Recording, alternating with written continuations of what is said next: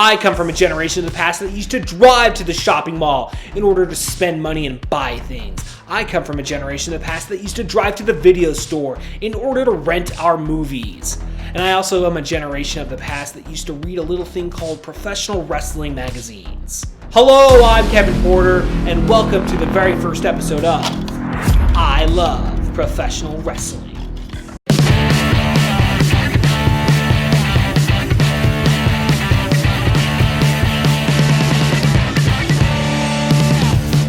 A lot of people look back on the new generation with hard eyes, as this is not considered to be a high point within the history of the WWF. Now, Vince McMahon was pending a federal trial, and the stars of the 1980s were far in the rearview mirror by 1994. This being said, I want to take you back to this time, though, through the eyes of an 8-year-old boy who just discovered this wonderful thing called professional wrestling. So let's get right into the 1994 edition of the WWF Royal Rumble. We kick the show off with the Native American Tatonka versus Bam Bigelow. Now, this was originally supposed to be Ludwig Borga, who had been in a feud with Tatonka as he had ended Tatonka's undefeated streak back in October of 1993. Unfortunately, though, Borga was not able to wrestle this match due to a real-life ankle injury. So tag in Bam Bigelow. So both Tatonka and Bam Bigelow had a pretty fun and fast-paced match, in my opinion. It was really fun to take a look back at this match, as I'm pretty sure the crossbody and the moonsaults that happened would have been big deals back in 1994. So now we get a video package leading us up to Bret Hart and Owen Hart making amends and teaming up to challenge for the tag titles against the brand new champs, the Quebecers, as they had just won the titles back from the 1-2-3 Kid and Marty Jannetty at a Madison Square Garden house show that previous Monday. The beginning of this match was awesome, back and forth between both teams. Way to lay more story down in order to get to the Bret vs. Owen match at WrestleMania 10 later that year. They sold Bret's knee as being fucked up royally by the Quebecers, all while Owen is desperately trying to get the tag. When you think Bret is about to get the tag, he attempts the sharpshooter, and the match ends up getting thrown out for some weird reason, as in my opinion, the ref looks like a real idiot throughout this entire match. Owen is fed up and lays out the Hitman, thus officially turning heel and laying out his road to WrestleMania 10. Also, we are left with the question, will Bret the Hitman Hart compete in the Royal Rumble later that evening? Up next is the Intercontinental Championship match, as IRS is challenging the bad guy, Razor Ramon. You want to talk about dropping the ball? Vince McMahon royally, no pun intended, dropped the ball with Razor Ramon. This guy should have had the rocket strapped to his back in the year 1994. Think about it. What if Razor Ramon had challenged Bob Backlund at Madison Square Garden and beat him for the WWF title instead of Diesel? In a parallel universe, Razor Ramon is a 3-time World Heavyweight Champion.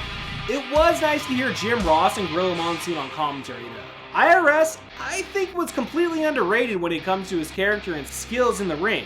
This match was solid till all the shenanigans at the end.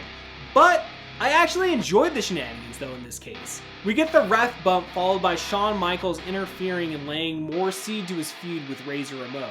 We get the false finish with IRS winning the title.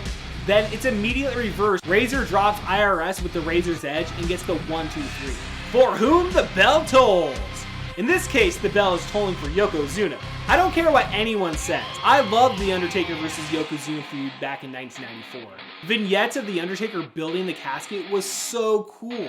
The look on Yokozuna's face on the build-up to this match was priceless. I loved how Paul Bearer and the Undertaker rode the carriage all the way from Death Valley to Providence, Rhode Island.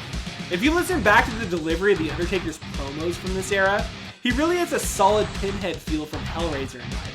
With this feud, they really showed that you can build the match with a handful of videos and one badass in-person confrontation. By the time the entrances take place, I'm pumped for the casket match. People complain about this match, saying that The Undertaker was just too slow, and you know what? I'm really over that complaint, as slow isn't a bad thing in pro wrestling. It's called being self-disciplined and dialing your attention into the match and watch it all unfold.